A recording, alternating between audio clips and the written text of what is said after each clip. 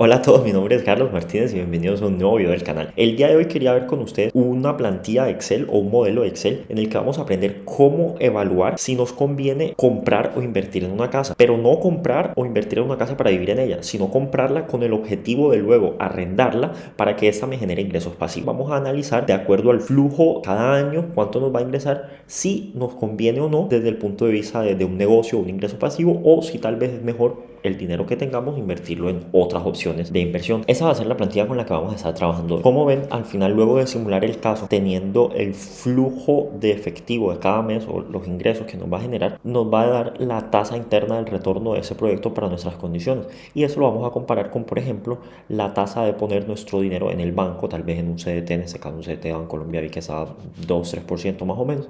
Si la tasa es mayor, quiere decir que conviene este proyecto. Lo primero, vamos a simular que queremos comprar una casa de 220 millones de pesos. La parte clave de esta simulación es entender el capital que nosotros tengamos, si vale la pena invertirlo en esa casa o en otro proyecto. Por lo general, nosotros no tenemos todo el capital para comprar una casa, sino que tenemos una parte y la otra parte tenemos que comprarla al banco. Podemos asumir, por ejemplo, que tengo un capital propio de 80 millones de pesos. Que esos 80 millones de pesos los he pagado a la constructora tal vez como cuota inicial, pero digamos que es un capital que estoy aportando directamente de mi bolsillo, ya sea en cuotas o completo, y no lo tengo que pedir prestado al banco. Entonces digamos que esa parte de capital propio o cuota inicial de la casa es de 80 millones de pesos. En ese caso, para comprar esta casa tenemos que solicitar un crédito de 140 millones. Puede ser un crédito de libre inversión, un crédito hipotecario, ya luego cada uno tendrá diferentes tasas. Vamos entonces a asumir que el crédito que conseguimos tiene una tasa del 10.4% efectivo anual, que es una de las tasas que encontré en internet para los créditos hipotecarios inmobiliarios. Esta tasa, al ser efectiva anual, tenemos que llevarla a efectiva mensual con la fórmula que tenemos abajo en pantalla.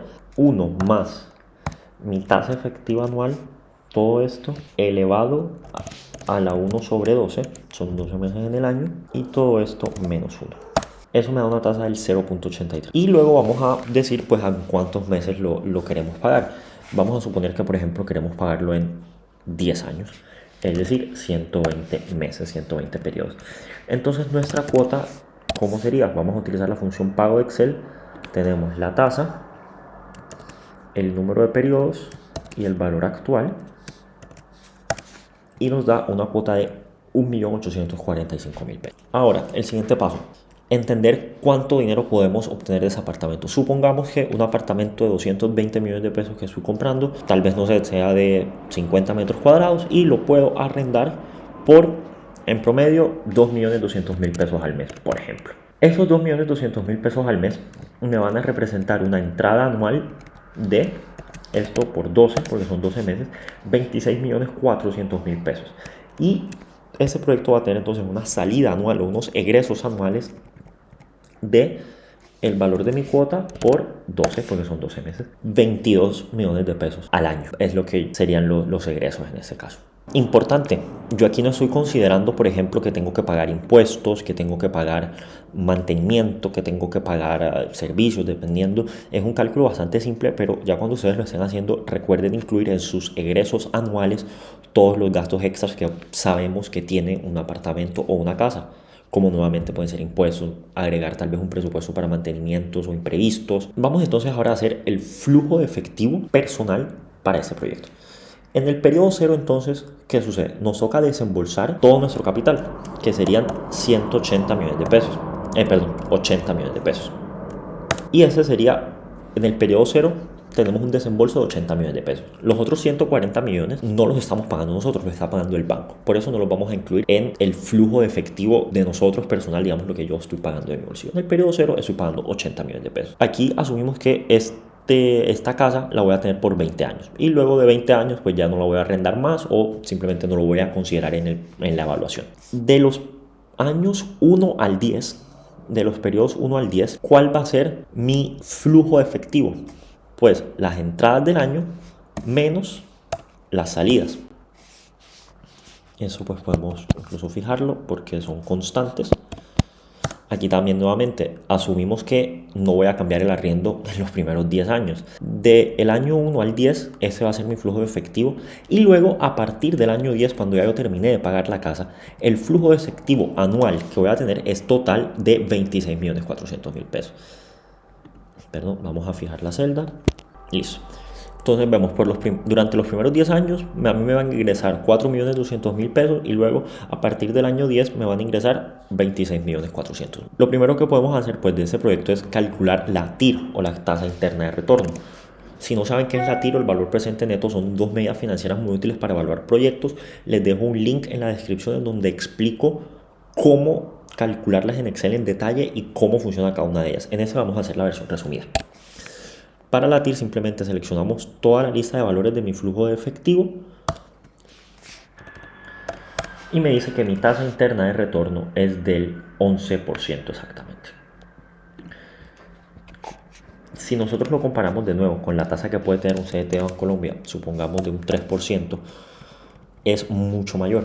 Es decir, me conviene o voy a tener un 8% más de rentabilidad si mis 80 millones, porque al final esa es la plata que tengo yo, si estos 80 millones yo los pongo en un CDT durante 20 años o esos 80 millones los uso para comprar esta casa durante esos 20 años, digamos evaluando el proyecto en 20 años, el comprar la casa me genera un 8% más de rendimiento. Por el contrario, si alguien nos ofrece un negocio que luego de 20 años mis 80 millones de pesos me van a producir más de un 11% anual de retorno, me conviene más ese negocio que me está proponiendo la persona que esta casa. Otra medida que podemos calcular es el valor presente neto del proyecto.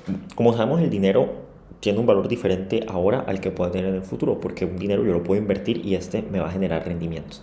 Entonces, cuando hablamos de valor presente, hablamos de cuánto vale un dinero futuro a valor de hoy, que va a ser menos cantidad. Es decir, vamos en cierto modo a descontar ese dinero.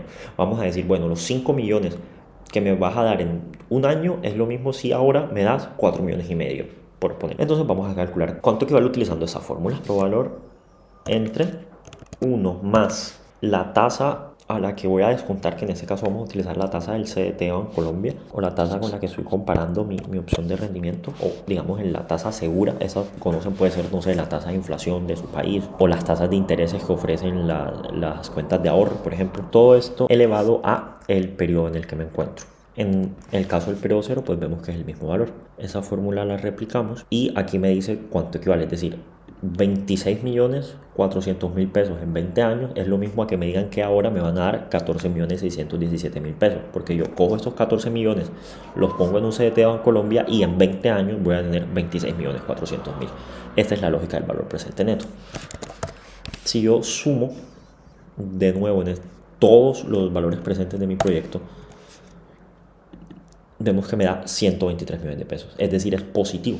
Ya el hecho de tener un valor presente positivo, un valor presente neto positivo, quiere decir que el proyecto es rentable.